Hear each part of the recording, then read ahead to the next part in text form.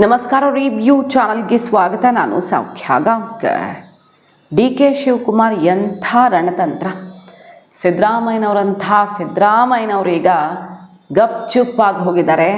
D K Shivakumar Siddaramaiah ಅವರ ಮಹತ್ವಾಕಾಂಕ್ಷೆದೊಂದು plan ಇತ್ತಲ್ಲ, ಈಗ ಅದಕ್ಕೇ ಮಾಸ್ಟರ್ ಸ್ಟ್ರೋಕ್ ಕೊಟ್ರ. ಜಾತಿ ಗಣತಿ ಲಾಸ್ಟ್ ಡೇ ಗಡಿಬಿಡಿಯಲ್ಲಿ ಎಲ್ಲ ವರದಿ ಸ್ವೀಕರಿಸಿ ಎಲ್ಲ ಮಾಡಿ ಹೋದ್ರಲ್ಲ ಸಿದ್ದರಾಮಯ್ಯ, ಅದಕ್ಕೀಗ ಎಳ್ಳು ನೀರಿನ ಕಥೆ. ಇದು ಒಂದು ಕಡೆ ಕುತೂಹಲ. ಆದರೆ ಡಿ ಕೆ ಶಿವಕುಮಾರ್ ಅವರ ಈ ವಿಧಾನ ಪರಿಷತ್ ಅಡ್ಡ ಮತದಾನದ ಹಿಂದಿನ ರಣತಂತ್ರ ಇದೆಯಲ್ಲ, ಅದರ ಸುತ್ತ ಬಹಳ ಚರ್ಚೆಗಳಾಗ್ತಿದ್ದಾವೆ. ಬರೀ ಎಲೆಕ್ಷನಲ್ಲಿ BJP JDSಗೆ ಶಾಕ್ ಕೊಟ್ಟಿದ್ದಲ್ಲ, ಸಿದ್ದು ಕ್ಯಾಂಪ್ಗೆ ಹೆಂಗೆ ಠಕ್ಕರ್ ಕೊಟ್ಟಿದ್ದಾರೆ. ತನ್ನ ಲೆಕ್ಕನೇ ಪಕ್ಕ ಆಗೋ ಥರ ಮುಂದಿನ ಚುನಾವಣೆಯಲ್ಲಿ ತಾನು ಹೇಳಿದವ್ರಿಗೆ ಟಿಕೆಟ್ ಕೊಡೋ ಥರ ಮತ್ತು ತಾನು ಮತ್ತೆ 5 ವರ್ಷಕ್ಕೆ CM ಆಗೋದಕ್ಕೆ ಬೇಕಾದ ಅವಕಾಶಗಳನ್ನು ಹೆಂಗೆ ಸೃಷ್ಟಿಸ್ಕೊಳ್ತಿದ್ದಾರೆ. ಅಮಿತ್ ಶಾ ಅವರೇ ಈಗ ಡಿ ಕೆ ರಣತಂತ್ರಕ್ಕೆ ದಂಗಾಗಿದ್ದಾರೆ. ರಾಜ್ಯ BJPಯಲ್ಲಿ ಏನು ಮಾಡೋದಪ್ಪ ಅಂತ ತಲೆ ಕೆಡಿಸ್ಕೊಂಡಿದ್ದಾರೆ. ಡಿ ಕೆ ಶಿವಕುಮಾರ್ ಅವರು ಯಾರೂ ಊಹಿಸದ ರೀತಿಯಲ್ಲಿ ಈಗ ಮುನ್ನುಗ್ತಾ ಇದ್ದು ಸ್ವಪಕ್ಷೀಯರೇ ದಂಗಾಗಿದ್ದಾರೆ. ಸ್ವಪಕ್ಷೀಯರೇ ಎರಸುಮುರಸ ಆಗಿ ಈ ಕಡೆಗೆ ನಿನ್ನೆ ಖರ್ಗೆ ಅವರೆಲ್ಲ ನಾವೆಲ್ಲ ಕಸ ಗುಡ್ಸಕ್ಕೆ ಬಂದಿದ್ದೀವ, ಡಿ ಕೆ ಅಂತ ಕೂಗಿದ್ರೆ ಅಂತ ಫ್ರಸ್ಟ್ರೇಷನ್ ಕೂಡ ನೋಡಿದ್ವಿ ನಾವು. ಡೀಟೇಲ್ಸ್ ಇಡ್ತಾ ಹೋಗ್ತೀವಿ. ಡಿ ಕೆ ಶಿವಕುಮಾರ್ ಅವರು ಯಾವ ರೀತಿ ರಣತಂತ್ರ ಹೆಣದಿದ್ದಾರೆ ರಾಜಕಾರಣದಲ್ಲಿ ಅನ್ನೋದನ್ನು. ನೀವೇನಾದರೂ ನಮ್ಮ ಚಾನಲ್ನ ಫಸ್ಟ್ ಟೈಮ್ ನೋಡ್ತಾ ಇದ್ರೆ ತಪ್ಪದೆ ನಮ್ಮ ಚಾನಲ್ ಸಬ್ಸ್ಕ್ರೈಬ್ ಮಾಡಿ, ಹಾಗೆ ಬೆಲ್ ಐಕಾನ್ ಕ್ಲಿಕ್ ಮಾಡಿದ್ರೆ ಎಲ್ಲ ವಿಡಿಯೋಸ್ ಅಪ್ಡೇಟ್ಸ್ ನೋಟಿಫಿಕೇಶನ್ಸ್ ನಿಮ್ಮನ್ನು ತಲುಪುತ್ತೆ. ವೀಕ್ಷಕರೇ, ಈಗ ಸಾಮಾಜಿಕ ಶೈಕ್ಷಣಿಕ ಸಮೀಕ್ಷೆಯ ಮುಖ್ಯ ವರದಿಗೆ ಸಹಿ ಮಾಡದೇ ಇದ್ದಂತಹ IAS ಅಧಿಕಾರಿ ಹಿಂದುಳಿದ ವರ್ಗ ಕಲ್ಯಾಣ ಇಲಾಖೆ ಸರ್ಕಾರದ ಕಾರ್ಯದರ್ಶಿಯಾಗಿ ನೇಮಕ ಮಾಡಿದ್ದಾರೆ ಡಿ ಕೆ ಶಿವಕುಮಾರ್ ಅವರು. ಇದು ತುಂಬ ಚರ್ಚೆಗೆ ಗ್ರಾಸ ಆಗಿತ್ತು, ನೆನಪಿರಬಹುದು ನಿಮಗೆ. ಸಹಿನೇ ಮಾಡಿಲ್ಲ ಒಬ್ಬರು, ಮಾಡಿದಾರ ಅವರು ಮಾಡಿಲ್ವಾ, ಏನೇನು ಮಿಸ್ ಆಗಿದ್ದಾವೆ, ಈ ಥರದ್ದೆಲ್ಲ ಅನುಮಾನ ಜಾತಿ ಗಣತಿ ಸುತ್ತ ಈ ವರದಿ ಸುತ್ತ ಹುಟ್ಕೊಂಡಿತ್ತು, ನೆನಪಿದೆಯಾ? ಆಮೇಲೆ ಹೈಕಮಾಂಡ್ಗೂ ಇದು ಯಾಕೋ ಸರಿ ಇಲ್ಲ ಅನಿಸುತ್ತೆ, ಗಣತಿ ಆಗುತ್ತೆ. ತರಾತುರಿಯಲ್ಲಿ ಸಿದ್ದರಾಮಯ್ಯನವರು ಜಾತಿ ಗಣತಿ ವರದಿಯನ್ನು ಸ್ವೀಕಾರ ಮಾಡಿದ್ರೂ ಕುರ್ಚಿನ ಇಳಿಬೇಕು ಅಂತ ಗೊತ್ತಾಗ್ತಿದ್ದಂಗೆ ತನ್ನ ಅವಧಿಯಲ್ಲಿ ಕಡೆ ಪಕ್ಷ ವರದಿನಾದರೂ ಸ್ವೀಕಾರ ಆಗಲಿ ಅನ್ನೋ ರೀತಿಯಲ್ಲಿ ಈ ವರದಿ ಸ್ವೀಕಾರ ಆಗಿಬಿಟ್ರೆ ಅದು ಏನು ಇಂಪ್ಲಿಮೆಂಟ್ ಆಗುತ್ತಾ ಬಿಡುತ್ತಾ ಗೊತ್ತಿಲ್ಲ. ಅದರ ಸ್ಟೇಟಸ್ಸು ಮುಂದಕ್ಕೆ ಹೋಗೋ ಥರ ಕಾಣಿಸ್ತಿಲ್ಲ. ಸಿದ್ದರಾಮಯ್ಯನವರು ಇದ್ದಾಗ ಒಂದಿಷ್ಟ ಆಯಿತು, ಡಿ ಕೆ ಶಿವಕುಮಾರ್ ಅವ್ರದ್ದೆಲ್ಲ ತೀವ್ರ ವಿರೋಧ ಆಯಿತು. ಇದಕ್ಕೆ ಲಿಂಗಾಯತರದ್ದು, ಒಕ್ಕಲಿಗರದ್ದು, ಮೇಲ್ವರ್ಗದ ಸಮುದಾಯಗಳದ್ದು ವಿರೋಧ ಆಯಿತು. ಇನ್ಫ್ಯಾಕ್ಟ್ ಸೈನ್ ಮಾಡಿ ಹೋರಾಟ ಮಾಡಿದ್ದು ನೆನಪಿದೆ ನಮಗೆ. ಡಿ ಕೆ ಶಿವಕುಮಾರ್ ಅವರು ತನ್ನದೇ ಸರ್ಕಾರದ ಜಾತಿ ಗಣತಿ ವಿರುದ್ಧ ಮರು ಸಮೀಕ್ಷೆ ಆಯಿತು ಬಿಡಿ, ಆದರೂ ಅದ್ರ ಬಗ್ಗೆ ಸಮಾಧಾನ ಇರುತ್ತಾ? ಈಗ ಮುಸ್ಲಿಮರು ನಂಬರ್ 1 ಇದ್ದಾರೆ, 80 ಲಕ್ಷ. ಒಕ್ಕಲಿಗ ಲಿಂಗಾಯತರಿಗಿಂತ ಮುಸಲ್ಮಾನರೇ ನಂಬರ್ 1, ಅವರೇ ಬಹುಸಂಖ್ಯಾತರು ಅನ್ನೋ ಪರಿಸ್ಥಿತಿಯನ್ನು ಒಪ್ಕೊಳ್ತಾರ? ಅದರಲ್ಲೂ ರಾಜಕೀಯ ಅದರ ಸುತ್ತಾನೇ ಮಾಡ್ತಾ ಇರೋರು ಇದನ್ನು ಒಪ್ಕೊಳ್ಳೋಕೆ ಸಾಧ್ಯವಾ? ಈ ಒಂದು ಲೆಕ್ಕಕ್ಕೆ master stroke D K Shivakumar ಅವರು ಬರ್ತಾ ಇದ್ದ ಹಾಗೆ ನೋಡಿ, ಸಾಮಾಜಿಕ ಶೈಕ್ಷಣಿಕ ಸಮೀಕ್ಷೆ ಮುಖ್ಯ ವರದಿಗೆ ಸಹಿಯನ್ನೇ ಮಾಡದೇ ಇದ್ದ, ಚರ್ಚೆಗೆ ಕಾರಣವಾಗಿದ್ದ IAS ಅಧಿಕಾರಿಯನ್ನೇ ಹಿಂದುಳಿದ ವರ್ಗಗಳ ಕಲ್ಯಾಣ ಇಲಾಖೆ ಸರ್ಕಾರಿ ಕಾರ್ಯದರ್ಶಿ ಮಾಡಿದ್ದಾರೆ. ಇವರು ಸುತ್ತಾನೇ ನಡೆಯುತ್ತೆ ಪ್ರಕ್ರಿಯೆ. ಏನು ನಡೆದಾದರೂ ಇವ್ರ ಮೂಲಕ ನಡಿಬೇಕು. ಅವರನ್ನೇ ತಂದು ಕೂರಿಸಿರೋದು ಯಾಕೆ? ಈಗ ಆಯೋಗದ ಸದಸ್ಯ ಕಾರ್ಯದರ್ಶಿ ಆಗಿದ್ದರು ಇವರು. ಜಾತಿ ಗಣತಿ ಮಾಡಿದ್ದಂತಹ ಆಯೋಗದ ಸದಸ್ಯ ಕಾರ್ಯದರ್ಶಿ ಆಗಿದ್ದರು IAS ಅಧಿಕಾರಿ ಡಾಕ್ಟರ್ NV ಪ್ರಸಾದ್. ಸಹಿ ಮಾಡಿದಾರಾ? ವರದಿಗೆ ಸಹಮತಿ ವ್ಯಕ್ತಪಡಿಸಿದ್ದಾರಾ ಇಲ್ವಾ? ಇದನ್ನು ರಾಜ್ಯ ಕಾಂಗ್ರೆಸ್ ಸರ್ಕಾರ ಇನ್ನೂ ಸರಿಯಾಗಿ ಗೊತ್ತೇ ಆಗಕ್ಕೆ ಬಿಟ್ಟಿಲ್ಲ, ಗೌಪ್ಯವಾಗೇ ಇಟ್ಕೊಂಡಿದೆ. ಈ ಬೆಳವಣಿಗೆ ಚರ್ಚೆಗೆ ಗ್ರಾಸವಾಗಿರೋ ಹೊತ್ತಲ್ಲೇ NV ಪ್ರಸಾದ್ ಅವರನ್ನೇ ಕರ್ಕೊಂಡು ಬಂದು, ಬೇರೆ ಯಾರೂ ಇಲ್ಲದೆ, ಅಥವಾ ಇವರೇ ಯಾಕೇನೋ ಸಹಜ ಪ್ರಶ್ನೆ ಬರುತ್ತಲ್ವಾ, NV ಪ್ರಸಾದ್ ಅವ್ರ ಸುತ್ತಾನೇ ಈ ಎಲ್ಲ ಪ್ರಶ್ನೆ ಇರುವಾಗ ಅವರನ್ನೇ ತಂದು ಕೂರಿಸಿದ್ದು ಯಾಕೆ ಅಂತ. ಹಿಂದುಳಿದ ವರ್ಗಗಳ ಕಲ್ಯಾಣ ಇಲಾಖೆಯ ಸರ್ಕಾರದ ಕಾರ್ಯದರ್ಶಿಯನ್ನಾಗಿ 2026 ಜೂನ್ 18ರಂದು ವರ್ಗಾವಣೆ ಮಾಡಿರೋದು ಈಗ ಬಹಳ ಅನುಮಾನಕ್ಕೆ, ಚರ್ಚೆಗೆ ಕಾರಣವಾಗ್ತಿದೆ. ತುಂಬ ಅಧಿಕಾರಿ ವರ್ಗದಲ್ಲಂತೂ ಭಾರಿ ಕುತೂಹಲ. ಏನಿದ್ರೆ ಹಿಂದಿನ ಔಚಿತ್ಯ, ಡಿ ಕೆ ಶಿವಕುಮಾರ್ ಅವರ ಸ್ವಹಿತಾಸಕ್ತಿಯ, ಅವ್ರದ್ದೇನೋ ಗೇಮ್ ಪ್ಲಾನ್ ಇದೆಯಾ, ಈ ಥರ ಹಲವಾರು ಲೆಕ್ಕಾಚಾರ ಕಾರಣ ಆಗಿದೆ. ಸಿದ್ದರಾಮಯ್ಯನವರು ಮುಖ್ಯಮಂತ್ರಿ ಹುದ್ದೆಯಿಂದ ನಿರ್ಗಮಿಸುವ ಮುನ್ನ ಹಿಂದುಳಿದ ವರ್ಗಗಳ ಆಯೋಗದ ವರದಿಯಲ್ಲಿ ತರಾತುರಿಯಲ್ಲಿ ಎಲ್ಲ ಫೈನಲ್ ಮಾಡಿಸ್ಕೊಂಡು ಸ್ವೀಕಾರ ಮಾಡಿದ್ದು ನೆನಪಿದೆ ನಮಗೆ. ಇನ್ನೂ ಸಚಿವ ಸಂಪುಟಕ್ಕೂ ಬಂದಿಲ್ಲ ಅದು. ಆಯೋಗದ ವರದಿಯನ್ನು ಸಚಿವ ಸಂಪುಟಕ್ಕೆ ಮಂಡನೆ ಮಾಡೋ ಮುನ್ನವೇ ಈಗ ನೇಮಕ ಆಗಿರುವಂಥ NV ಪ್ರಸಾದ್ ಅವರು ಅಂದರೆ ಅವ್ರ ಜೊತೆಗೆ ಆಯೋಗ ಎಲ್ಲ ಚರ್ಚೆ ಮಾಡಬೇಕು. ಫಸ್ಟ್ ಅವ್ರ ಹತ್ರ ಹೋಗುತ್ತೆ, ಆಮೇಲೆ ಕ್ಯಾಬಿನೆಟ್ಗೆ ಹೋಗುತ್ತೆ. ಈಗ ಆ ಕುರ್ಚಿಗೆ ಎನ್ ವಿ ಪ್ರಸಾದ್ ಅವರು ಬಂದು ಕೂತಿರೋದೇ ಭಾರಿ ಕುತೂಹಲ. ಡಿ ಕೆ ಶಿವಕುಮಾರ್ ಅವರು ಮುಖ್ಯಮಂತ್ರಿಯಾಗಿ ಅಧಿಕಾರ ಸ್ವೀಕಾರ ಮಾಡಿದ 14 ದಿನದ ಒಳಗಡೆ ಎನ್ ವಿ ಪ್ರಸಾದ್ ಅವರನ್ನ ಇಲಾಖೆ ಸರ್ಕಾರದ ಕಾರ್ಯದರ್ಶಿಯನ್ನಾಗಿ ವರ್ಗಾವಣೆ ಮಾಡಲಾಗಿದೆ. ಸಾಮಾಜಿಕ ಶೈಕ್ಷಣಿಕ ಸಮೀಕ್ಷೆ ಕುರಿತಾದ ಮೂಲ ವರದಿ ನಾಪತ್ತೆಯಾಗಿದೆ ಅಂತ ಖುದ್ದು ಆಯೋಗ ಬರೆದಿದ್ದ ಪತ್ರ 2023 ನವೆಂಬರಲ್ಲಿ ಸಿಕ್ಕಾಪಟ್ಟೆ ಚರ್ಚೆಯಾಗಿತ್ತು. ಈ ಹಿಂದಿನ ಕಾರ್ಯದರ್ಶಿ ವಿವರಣೆ ಕುರಿತಾದ ಮಾಹಿತಿ ಇನ್ನೂ ಗೌಪ್ಯವಾಗಿ ಉಳ್ಕೊಂಡಿದೆ. ಸಾಕಷ್ಟು ಅನುಮಾನಗಳಿವೆ. ಅಂಥದ್ರಲ್ಲಿ ಈಗ ಎನ್ ವಿ ಪ್ರಸಾದ್ ಅವರ ಮೂಲಕವೇ ಈ ವರದಿ ಪಾಸ್ ಆಗಬೇಕು. ಕ್ಯಾಬಿನೆಟ್ಗೆ ಹೋದ್ರೆ ತಾನೇ, ಅಲ್ಲಿಗೆ ಹೋಗಬೇಕಂದ್ರೆ ಎನ್ ವಿ ಪ್ರಸಾದ್ ಅವ್ರ ಹತ್ರ ಫಸ್ಟ್ ಹೋಗಬೇಕು. ಇದರ ಸುತ್ತ ಏನೋ ಒಂದು ಕುತೂಹಲಕಾರಿ ಅಂಶ ಇದೆ, ಅದು ಈಗ ಗೊತ್ತಾಗಲ್ಲ. ಮುಂದಿನ ದಿನಗಳಲ್ಲಿ ಡೆವಲಪ್ಮೆಂಟ್ ಆದಾಗ ಗೊತ್ತಾಗುತ್ತೆ.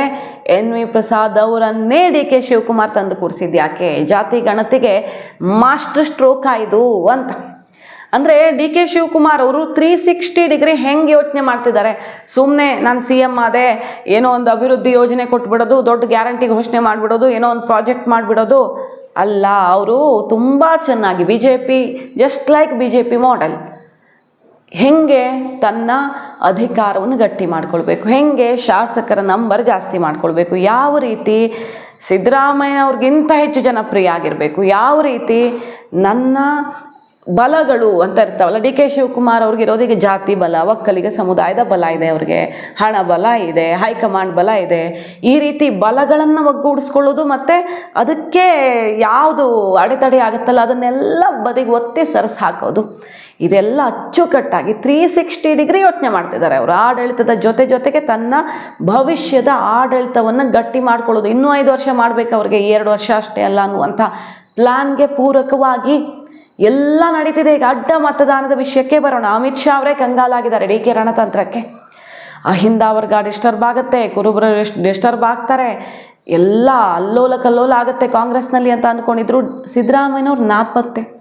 ಅಧಿಕಾರದಿಂದ ಕೆಳಗಿಳಿದ ಮೇಲೆ ನಿನ್ನೆ BK ಹರಿಪ್ರಸಾದ್ ಅವರ ಪದಗ್ರಹಣ ಕಾರ್ಯಕ್ರಮದಲ್ಲಿ ಮಾತಾಡಿದ್ ಬಿಟ್ರೆ ಒಬ್ಬರು MLC ಕೂಡ ಸಿದ್ದರಾಮಯ್ಯನವ್ರ ಮನೆ ಕಡೆ ಸುಳಿದೇ ಇರೋ ರೀತಿಯಲ್ಲಿ ಆಗಿಬಿಟ್ಟಿದೆ ಪರಿಸ್ಥಿತಿ. ಅಧಿಕಾರನೇ ಹಾಗೆ, ಇದ್ದಾಗ ಇರ್ತಾರೆ, ಇಲ್ದಿದ್ದಾಗಿಲ್ಲ. ಆದರೂ ಕೂಡ ಸಿದ್ದರಾಮಯ್ಯನವ್ರು ಸ್ವಲ್ಪ ಬೇರೆ ರೀತಿ ನಾಯಕ.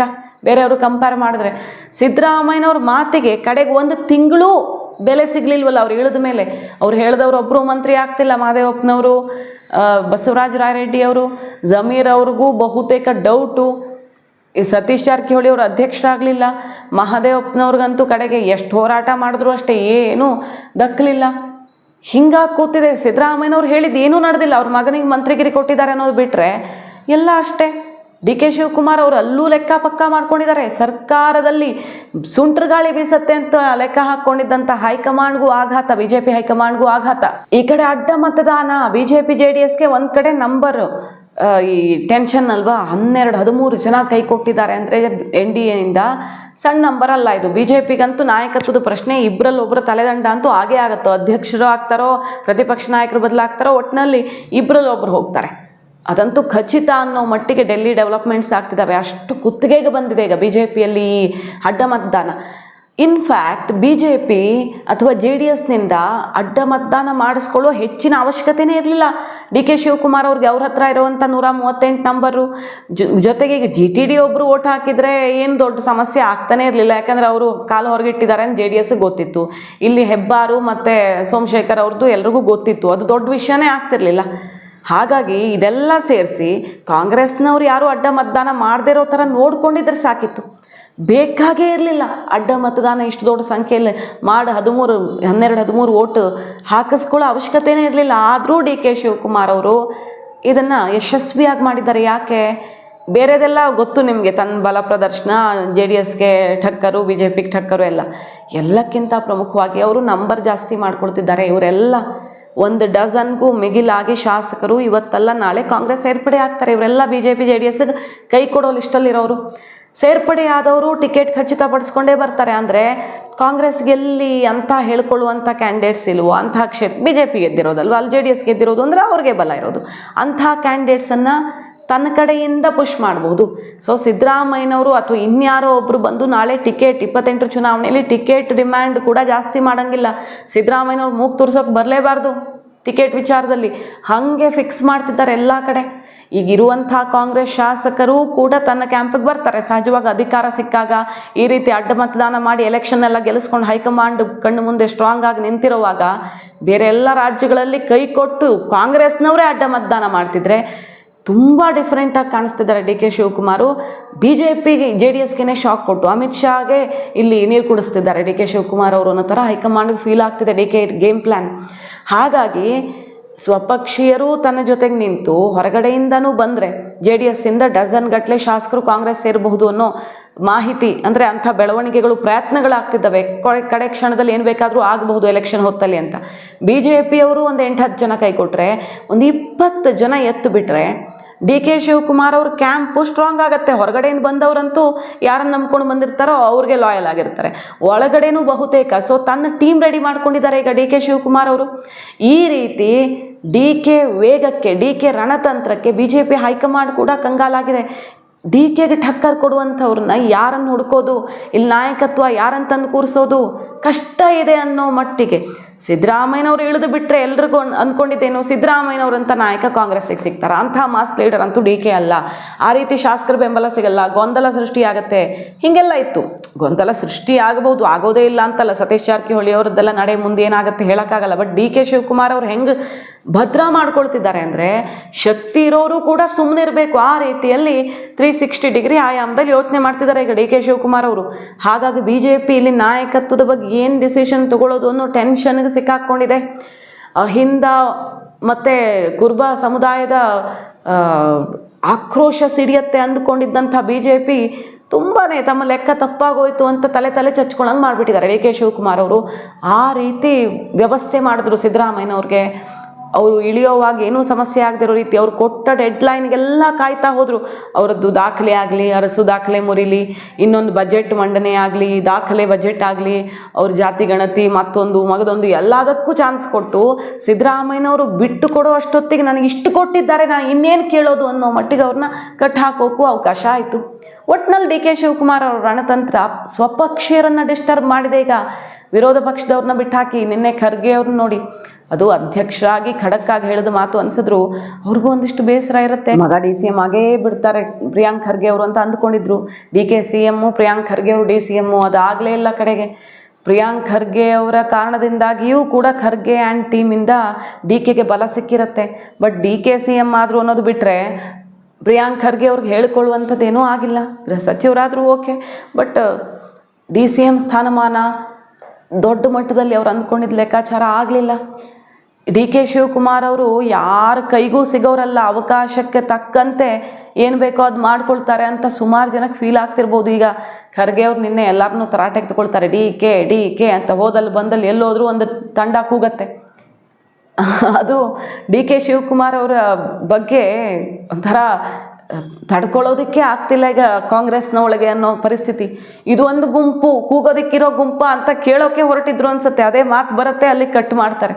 ಈ ಭಾಗದವ್ರು ಈ ಕಡೆಯವರು ಅವ್ರ ಕಡೆ ಒಬ್ಬರು ಇವ್ರ ಕಡೆ ಒಬ್ಬರು ಕೂಗೋದು, ಬೇರೆಯವರೆಲ್ಲ ಏನು ಕಸ ಗುಡ್ಸಕ್ಕೆ ಬಂದಿದ್ದೀವಿ ಅವರೊಬ್ಬರು ಹೆಸರು ಕೂಗಿದ್ರೆ ಅಂತ ಸಿಟ್ಟು ಹೊರಗೆ ಹಾಕೇ ಬಿಡ್ತಾರೆ.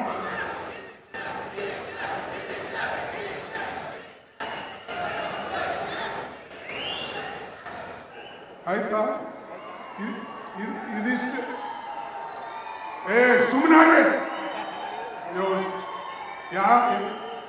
ಇಲ್ಲೇ ಇದಿಷ್ಟು ಕೂಗಿದ್ರೆ ಇಡೀ ದೇಶ ನಿಮ್ಮ ಕೈಯಾಗಿ ಬಂದಂಗೆ ಆಗ್ತದ. Useless fellows.